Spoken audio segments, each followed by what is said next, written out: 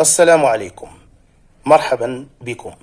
إذا في هذا الفيديو غنقدم لكم أهم ما جاء في الندوة الصحفية التي عقدها مدرب المنتخب الوطني وليد الركراكي بعد نهاية مباراة المنتخب الوطني أمام زامبيا. إذا وليد الركراكي فقال في الندوة على أن المنتخب الوطني يريد البقاء في الرباط مع الجمهور الذي ألف مساندته في مباريات دور المجموعات، ونوه أيضا بالجمهور وقال على أنهم كان عندهم دور كبير وهما اللي صنعوا الانتصار في المباراة أمام زامبيا. وقال أيضا على أن المنتخب الوطني كان يريد تحقيق الانتصار بعد مباراة مالي اللي كانت مخيبة للآمال، واكتفى بها فيها المنتخب الوطني بالتعادل هدف لمثله. وعبر على الفرحة ديالو وقال على أنه الآن ستبدأ منافسة أخرى في الأدوار الموالية، منافسة اللي كتشبه الكأس العرش المغربية. وقال على أننا خصنا نبقاو متواضعين باش نمشيو بعيد ونحققوا حلم جميع المغاربة. وهنا يشبه كأس إفريقيا في هذه الأدوار بكأس العرش، لأننا كيف ما كنعرفوا فالمسابقات ديال الكأس كتعرف الكثير من المفاجآت، ولذلك ليست هناك مباراة سهلة على الإطلاق مهما كان المنافس. ووضح أيضا على أن المنتخب الوطني كيتكون من 28 لاعب، وكل مباراة عندها اختياراتها. وبالنسبة لأنس صلاح الدين فكانت عنده إصابة، ولذلك ما تمش الإقحام ديالو في هذه المباراة، ولعب بمحمد الشيبي حيث كيعرف على أنه عنده مستوى طيب وهو من أحسن اللاعبين. وقال على أنه ما قحمش حكيمي منذ البداية، خلاله فقط 21 دقيقة الأخيرة باش يستأنس بأجواء المنافسات الإفريقية والمباريات الرسمية ويرجع التنافسية.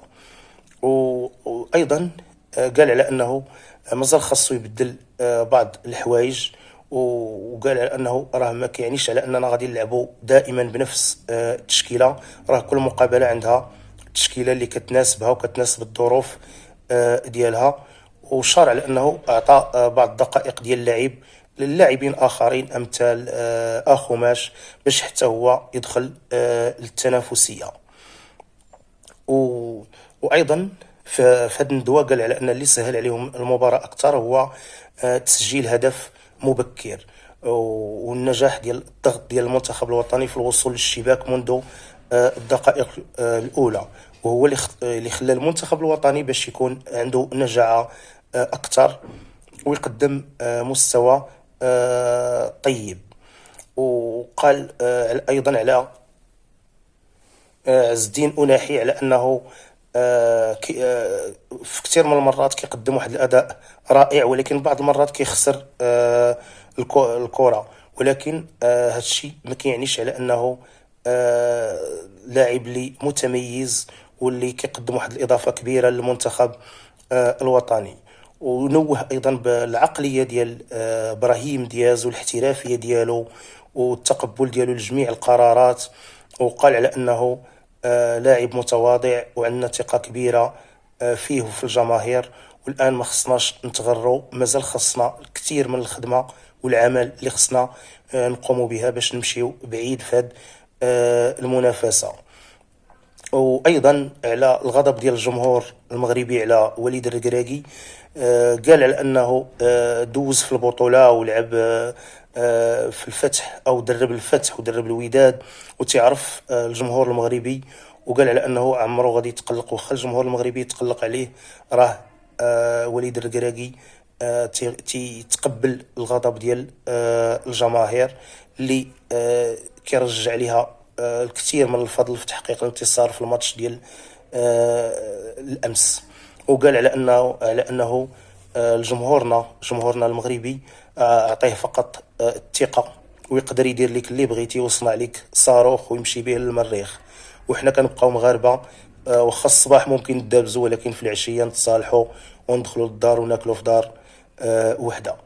وهنا كيهضر على الماتش ديال مالي اللي تقلقوا فيه الجماهير، ولكن وليد الركراكي كيقول تقبلنا الغضب ديال الجماهير وسكتنا ودرنا وقررنا باش نديروا مجهود مضاعف باش نفرحوا الجماهير ديالنا.